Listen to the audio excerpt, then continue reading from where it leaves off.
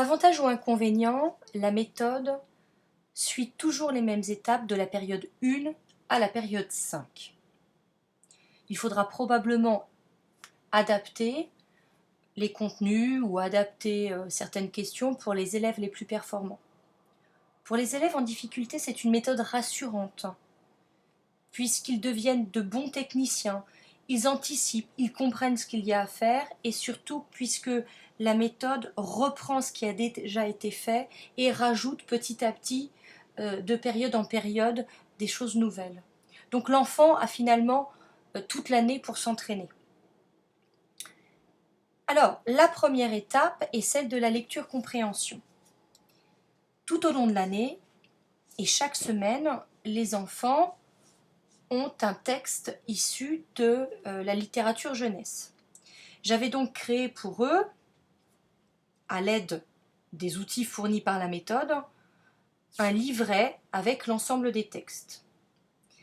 Il est préférable de créer ce livret par période, ce qui vous permettra finalement d'adapter à la vitesse de vos élèves.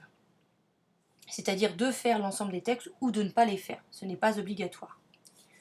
Donc, chaque élève avait un livret avec l'ensemble des textes.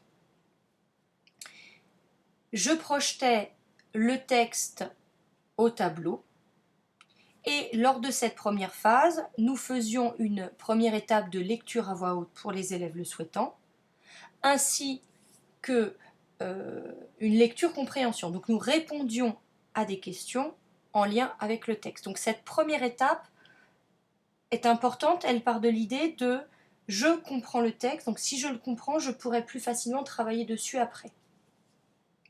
Les questions sont en grande majorité de la compréhension, mais elles peuvent être aussi des questions de grammaire, puisque petit à petit, on va ajouter des petites choses que l'on a appris dans les périodes précédentes.